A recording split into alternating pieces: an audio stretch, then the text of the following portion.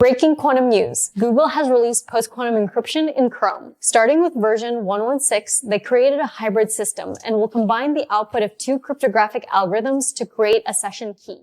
Google is taking the quantum threat seriously, so for businesses, it's a wake-up call, emphasizing the need to update their cryptographic standards. Hey everybody, it's Eddie from Tokyo. This is your cryptocurrency update from Japan, and that was breaking quantum news. Google has released a post-quantum encryption for Chrome.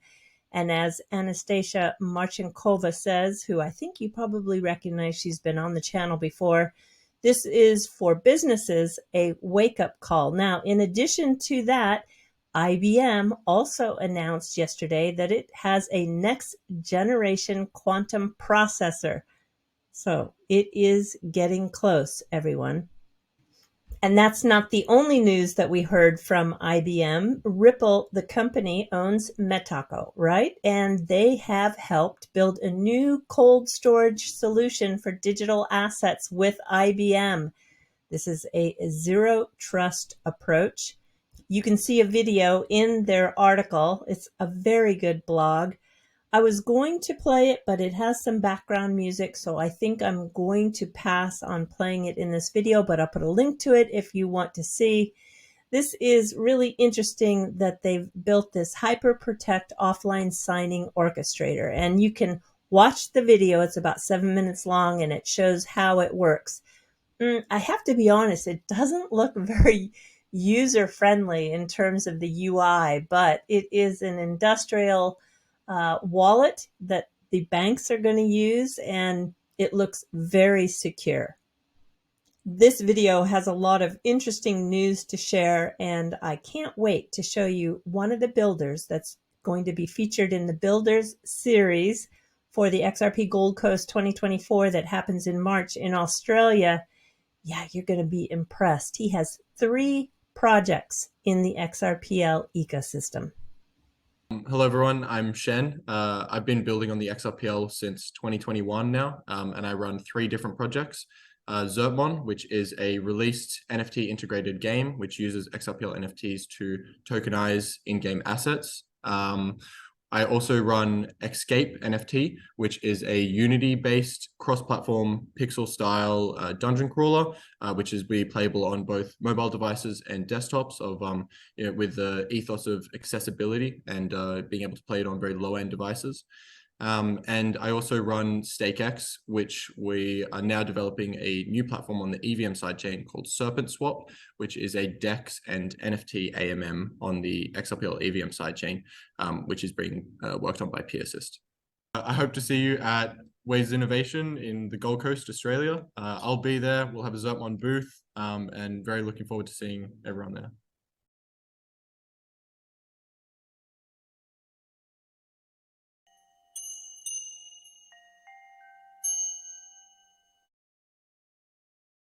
I think you've figured it out by now that I really zero in on utility, and it's utility that impacts supply. And because my channel does focus a lot on XRP, but that's not the only digital asset. However, I do focus in on that asset pretty heavy. We've got another use case. This one is interesting. This is Moai Finance. And they have launched with 4 new XRP pairs in liquidity pools. Let me show you. We've got the Root network paired with XRP along with Silo, Asto, and USDC. I gave them an official shout out today on X and asked them to please be a guest on my channel. So I'll do the best I can and get down to it, because check this out. As you see, there is an integration with the XRP ledger. So this is what I need to know more about. And watch out, here it comes. This is Minus Wells, my friend who now lives in Tokyo. And he was checking out the fall colors at a park that's in the north part of the city. It looks just beautiful, Minus. This is a garden that is in Tokyo. It's in the north part of the city. Really wonderful for the seasonal changes. And there is a time that they will, and right now is in the height of the color change, they'll sell tickets in the evening for about $5, and they have a dramatic showing of the color with lights at night. So this is one of many that do those nighttime lighting events. They do it also during the cherry blossom season, but for the fall time, I think this is one of the best spots to go to in Tokyo. So Minus is really doing a great job finding all the little gems in the city. Oh, here's an example of what it looks like when they do light up the leaves. It is pretty spectacular. Here's the view from early summer. I think it's just as pretty. If you make a little note, it is called Rikugi-en Garden. I'm going to let Tom Emmer take you out on this video. Well, I don't know. When is enough enough? All right, everybody, until next time, do take care. Sayonara for now. Bye-bye. Thank you, Mr. Chair, and thanks to our witnesses for joining us today.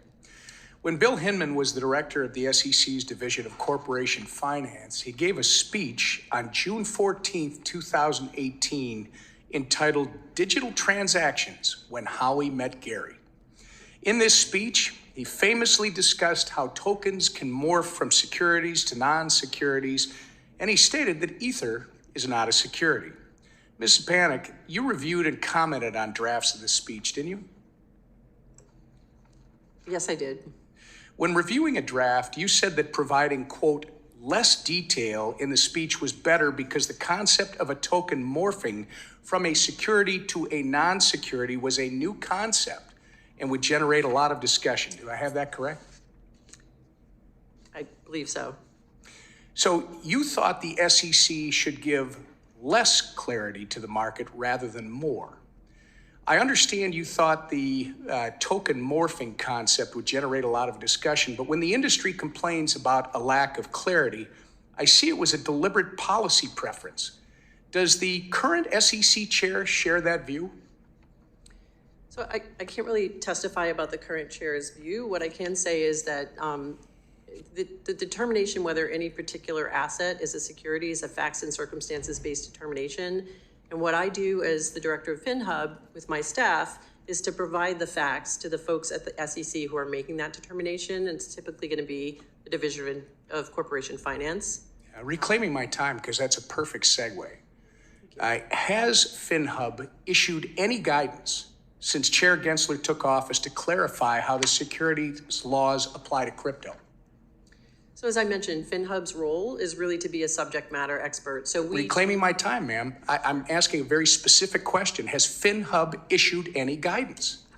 FinHub typically gets involved with other divisions and offices at the agency who are issuing statements. Reclaiming my time. I take the answer as no, because it is no. It seems to be enforcement through rulemaking through enforcement action. In his speech, Hinman announced that Ether was not a security, is not a security. Is that your view today? I can't comment on a particular asset. All right. Well, just to back up for a second, you provided feedback on the speech, and so did Brett Redfern, who was then the director of the SEC's Division of Trading and Markets. Yet first the SEC argued in court that the speech was Hinman's own personal opinion. Then the SEC argued that the speech was the opinion of only the Division of Corporation Finance, which Hinman led. But why would people across the SEC, from FinHub to the Division of Trading and Markets, comment on a speech that has the views of only one person or only one division? That doesn't make any sense. I hope you can appreciate that I can't comment on pending matters that are in litigation or investigation. Okay, fair enough. The Southern District of New York even called the SEC's arguments hypocrisy, that the SEC would argue that the speech is not relevant to the market's understanding of how the SEC will regulate crypto, while it's a fact that Hinman obtained legal advice from SEC counsel in drafting his speech. The court said SEC is adopting its litigation positions to further its desired goal and not out of faithful allegiance to the law. That is what all of us in Congress have seen. The SEC is not adhering to the law. That's why it keeps losing in court. Does the chairman of the SEC tell you to adopt positions to further a specific goal, his own personal goal, rather than allegiance to the law? Again, I can't comment on any matters that are pending in litigation, but I will say that I do appreciate it. I reclaim my time. I think you answered the question. Thank you, Mr. Chair. I yield back the balance of my time.